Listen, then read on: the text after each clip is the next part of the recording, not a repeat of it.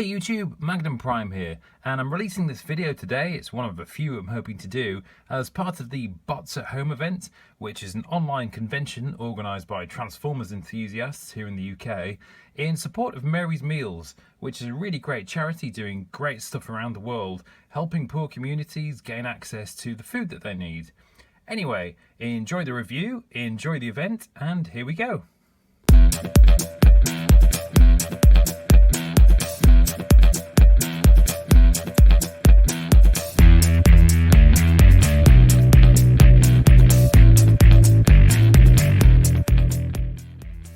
So today we're taking a look at Cang Toys Landbull, which is their masterpiece take on Tantrum of Predaking fame.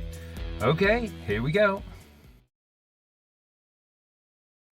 In terms of accessories, it's the same format as Ferocious. We get a blaster and a sword. The sword is an orange plastic with a silver tampo on it and this translucent kind of stuff in the middle. It's a slightly different shade actually to Ferocious's sword. Now these are all going to combine in some way, I think, based on the way that this kind of folds up and they've got connected kind of feeling bits in the middle. So the fact that they're different shades, I don't know if that's intentional or not, but it is something to note. We'll see how that kind of turns out. Now, both of these do have a very kind of lightweight feel to them, and particularly with a blaster. Now, overall it looks good. It's got nice sculpt and it's got really good paint with silver here and the tampo effect. Mirror image of the one there, it's kind of gone wonky, but nonetheless, they look good. But because it's so big and chunky, you expect a bit of heft and it's not there. Not a kind of big, deal breaker or anything like that, but something to note. Both of these tab in very nicely with the standard masterpiece style, and yeah, that one wobbles out, doesn't it? Tell you what, it's pretty snug with the fist closed though, which is how it's supposed to be. So there you go, they work. Final score on accessories, 8 out of 10. So the header's on a ball, you've got swivel all the way around with that obviously. Decent look up, decent look down, nothing too pronounced, but it kind of works. It does have a tendency to pop out of this neck tab there, which is a little bit frustrating.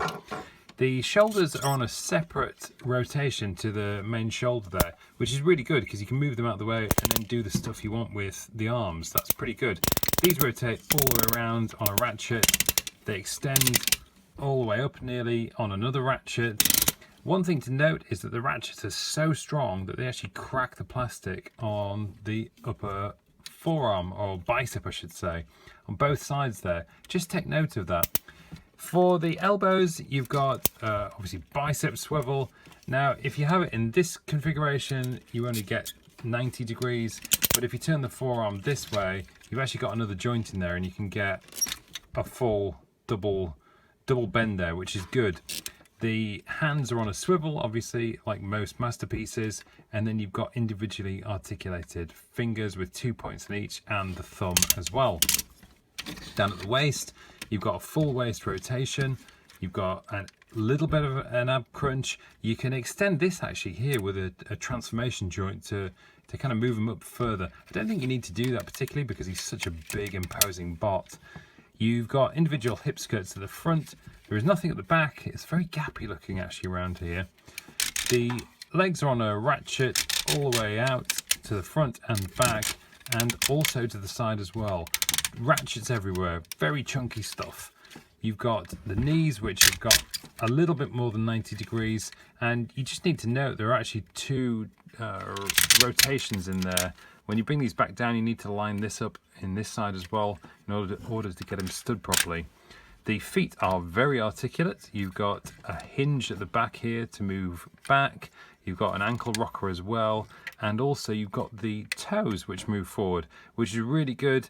He's super sturdy, this bot. He's got big chunky legs and big chunky feet. You can do all sorts in terms of stance and posability in that respect. All round, I think the posability on this figure's really, really good. It's not 100% perfect, but it is nearly there. It's really good. 9 out of 10.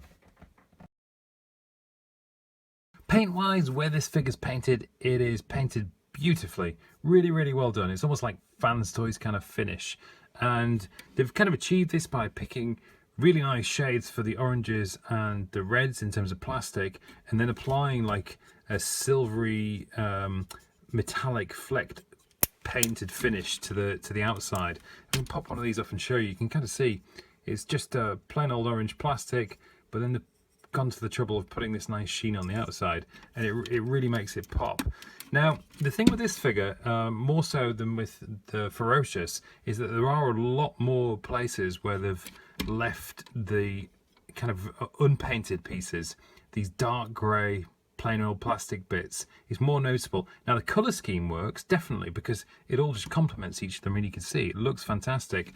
But when you hold it up close, you do notice there's a very notable difference in terms of premiumness. Like, this looks really great and awesome, and then it's like, oh, they're just not kind of bothered with that bit there. So strange, really, the choices that are there. Cleanup wise is brilliant. I think, you know, I mean, you've obviously got the bull's head, but that's expected, so that's fine. It's in keeping with character, but everything else tucks away where it should. There is one point I will note. I don't know if this is a cleanup necessarily, but it is just kind of aesthetic or look, and that is the lack of hip skirts around here. It's just got a very exposed kind of look. It's almost like these were popped on as an afterthought, and nothing else has kind of gone around the sides there. So it just stands out, to be honest. In terms of sculpt, you've obviously got like really nice sculpted details and painted things and all sorts of kind of things that add to the pop of the figure. Really good. Couple of little things, well, not really a couple of little things as such. One, I mean, the head. I don't like the head. I'll just say it. So I don't like the way that the teeth look with the painted yellow. They should have just closed the mouth or painted it or done something if they were going to do that kind of effect. But the biggie is this big clunk of light piping on the back there. This detracts from the rest of the look up top. It doesn't look good, and it doesn't have the effect either, because you don't get the light shining through because you've got all this stuff around the back. Strange choice. Everything else is so good, and it's just like, if they'd have just done, you know, if they'd have just kept everything consistent, this would have been a brilliant looking figure. So there you go, couple of niggles. Overall on quality, 7 out of 10. So here he is next to Op Leader, and you can see he's way too big to be a Tantrum masterpiece. He's just far too chunky and wide and all of those kind of things. Doesn't work as a standalone bot, obvious. Now, that being said, if you're kind of getting this full set, you're not likely to be displaying these guys in individual bot modes. I wouldn't have thought. You know, what you're looking for is your big chunky Predaking masterpiece. So that's where this set will count. So individual bot scale wise, it probably doesn't matter much, but I have to judge it as it is because it is too big for a masterpiece bot. And here he is next to Ferocious, his teammate, and these are looking good together actually. I mean, they're really well in scale with each other. I think Ferocious might be a tad taller, but Landbull looks a tad kind of beefier, kind of wider. Slightly different looks, but really, I mean, they work so well together. They just look fantastic. So standalone, away from the Masterpiece collection, you know, you're going to have an awesome looking set here, definitely. So in terms of transformation, he's a lot better than Ferocious. I think this works, to be honest. They've got really solid kind of movements. There's interesting masterpiecey bits. The legs are probably the most complicated bits, I guess, but again, you know, they work. Everything chunks in where it should, so it's really well engineered. It's quite well designed. There are some unusual bits that you're not expecting. I mean, most beast forming things, you know that you're going to take the arms and put them into the front hooves and do something with the legs, and that is the case in this, but there are some movements to kind of get things lined up so that you've got a really clean kind of alt mode. So it is impressive. There are a few squeaky bits, very tight kind of movements, not movements, but tight kind of joints, much in the same way with Ferocious. Not as bad, but a similar kind of theme.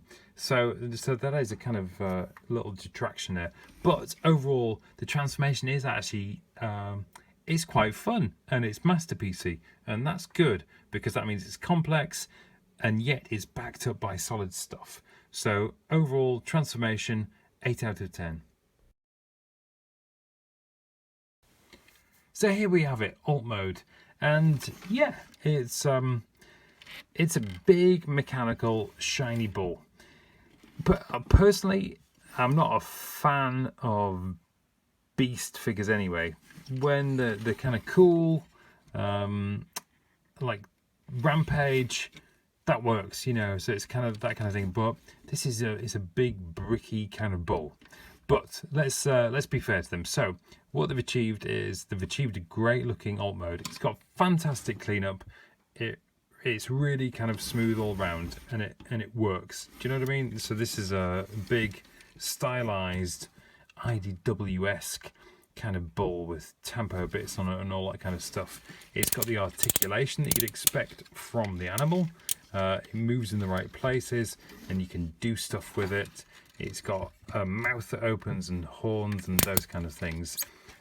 Critical points. The back is very unclean. I think that doesn't really work. You're not going to display it that way, but there you go. That's a point to note. These have a tendency to kind of untab on mine, so it just splays out a little bit. Now you might want some of that for articulation, but they don't necessarily hold particularly well and they knock up against this. There's a bit of gappiness down here if you want to articulate the head, and I think these translucent horns are not a particularly nice touch. You've got light piping again in the eyes, but there's nowhere really to light them, so they just look a little bit dead. So there's a critical point. But overall, do you know what? I mean, they've done a good job here, to be honest, because this is Tantrum. It's a bull, so they've done a really good their version of Tantrum. I'm going to give it 8 out of 10. So there we have it. We've got a final score of 7.8 out of 10, which is slightly similar, I think, to the previous figure, Ferocious. I think this one's definitely got a much better transformation. It's a lot smoother, a lot cleaner, and a lot less kind of frustrating with squeaky bits. Really good. It cleans up well in alt mode once you get there as well. I think, ironically, the alt mode is not quite as good as the previous figure, as Ferocious, but that might just be a personal kind of taste thing. But you know what, overall I can definitely recommend this figure. Yeah, it's kind of got a couple of niggly bits, like the light piping on the back of the head just looks horrible. I don't think that fits a masterpiece kind of figure at all. You've got those dark kind of bits that probably could have done with a lick of paint, but having said that, it looks great. And do you know what, overall this set is interesting. I think it's kind of fun because it's a kind of unknown quantity. Like, we know what we're going to get with Fans Toys, Menasor, that G1 Toon kind of thing, and all be nicely shiny and painty and all of those kind of things. This is a little bit more of an unknown thing, so it's more fun, at least to me anyway.